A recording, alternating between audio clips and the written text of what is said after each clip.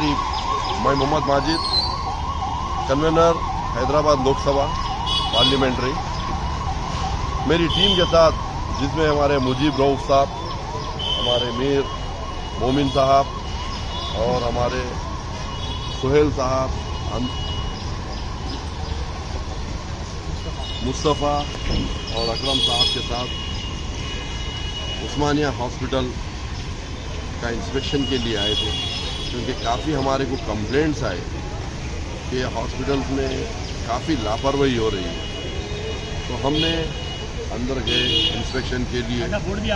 हम डायरेक्ट जाके देखे, क्योंकि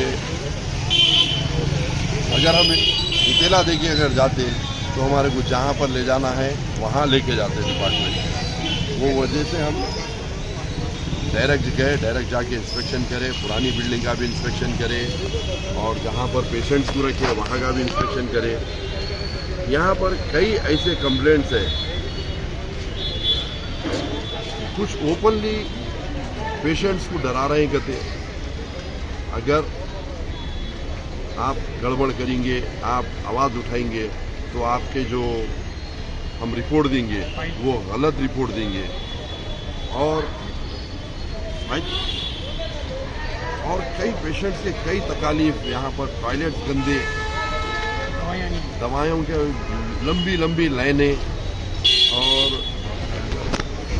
यहाँ पर डॉक्टर साहब, जिसको अपन डॉक्टर साहब बोलते हैं, वो डॉक्टर साहब तो नज़र नहीं आ रहे हैं। डॉग साहब जो कुत्ते हैं, यहाँ पर कुत्ते नज़र आ रहे हैं पूरी बिल्डिंग। यहाँ हॉस्पिटल के जिम्मेदारों से हम बात करें तो वो लोग GHMC पर डाल रहे हैं। GHMC तो मालूम है, बल दिया, खाया पिया, चल दिया, आते देते चले जाते हैं। हमारी गवर्नमेंट से ये आवाम की तरफ से दर्दाना अपील है कि उस्मानिया हॉस्पिटल को निज़ाम की तरफ से भी फंड आता है, गवर्नमेंट भी जो है ना इस पर फंड सैंक्शन करती है, तो पैसा आखिर जा रहा कहाँ पर?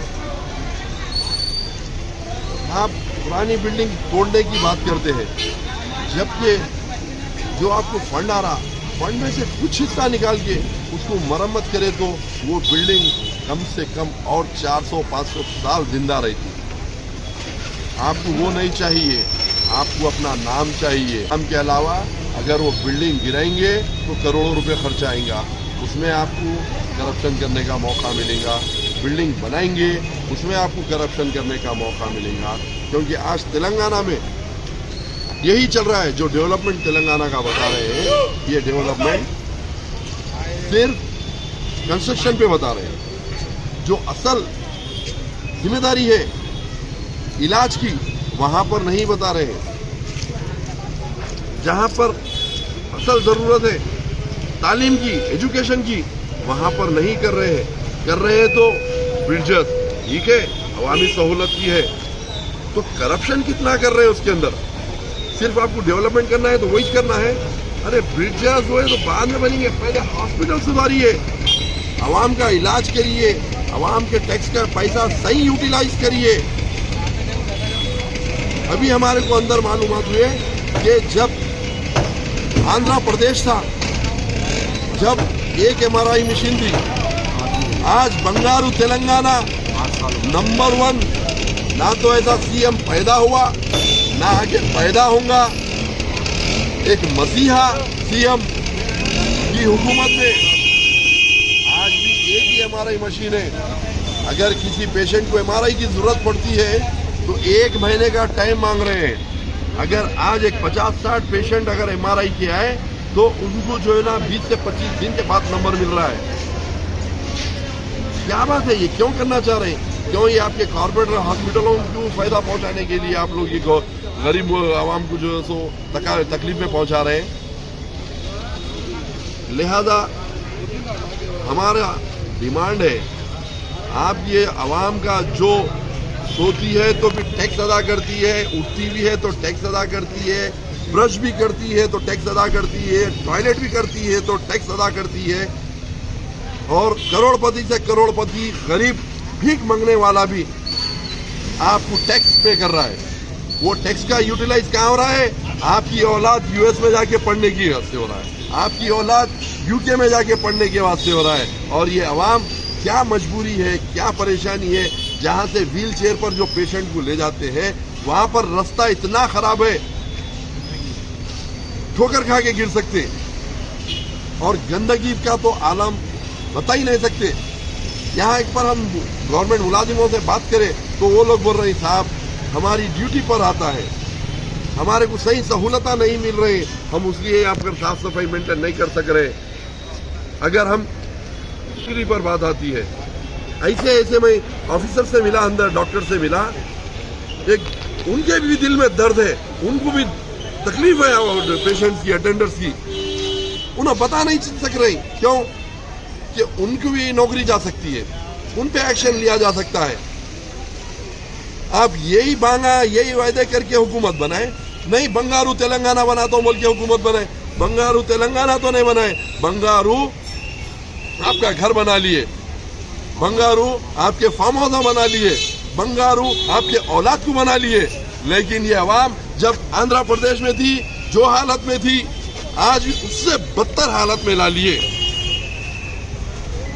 अवाम आपको सबक सिखाएंगे। मैं अवाम से भी रिक्वेस्ट कर रहा हूं, ये जो गवर्नमेंट के जितने मुलाजिम हैं, यहाँ तक के चीफ मिनिस्टर से लेके गवर्नर से लेके एक झाड़ू मारने वाले तक भी, आपकी पैसे से उनकी तनख्वाह मिलती है, आपके पैसों से उनका घर चलता है। आपको फुल इख्तियारात है उनसे पूछने की। जब आप में उतनी ताकत नहीं है, आप अपने आप को कमजोर समझते हैं, तो ताकतवर हुकूमत बनाइए। आज दिल्ली में देखिए, आप दिल्ली के हालात देखिए। दिल्ली भी हमारे वो मुल्क का एक हिस्सा है ना, पंजाब भी हमारे मुल्क का हिस्सा है ना। क्यों वहां पर बदलाव आया? वहां की आवाम बदली, आवाम की सोच बदली, आवाम में हिम्मत आई, आम आदमी पार्टी को चुनी। आम आदमी पार्टी बनने के बाद, हुकूमत बनाने के बाद, दिल्ली के गवर्नमेंट हॉस्पिटलों में एक से एक आला मशीनरी आई। हाल ही में 6,800 बेड के 7 हॉस्पिटल खोले, जिसमें कंप्लीट बेड्स आईसीयू बेड्स है, आईसीयू ऑक्सीजन है, वेंटिलेटर, हर चीज के अवेलेबल है। यहाँ पर क्या है मालूम कर रहे हैं तो एक MRI मशीन है, हजारों की पेशेंट्स आते हैं। एक MRI की मशीन में क्या इनका इलाज होगा, क्या इनका ट्रीटमेंट होगा। और कई मशीनरीज है, कई बंद हो गई मशीनरीज। बोलते हैं हमारा हेल्थ, पूरे इंडिया में हेल्थ में हम नंबर 1 है। यही नंबर 1 है आप। और यहाँ के जो मिनिस्टर है, CM साहब के सगे भांजे हैं, उन्होंने अपना नाम, अपना पोजीशन करने के लिए क्या नहीं कर डालना था। आज सब अपने मफाद के लिए काम करते हैं, अपने मकसद के लिए काम करते हैं। अवाम की भलाई, अवाम के हक में कोई हमदर्दाना काम नहीं करते। सिर्फ आते हैं, जब भी आते हैं यहाँ पर इंटीमेशन आ जाता है मिनिस्टर आ रहे हैं, अब ये लोग मजबूरी में अपनी नौकरी बचाना है।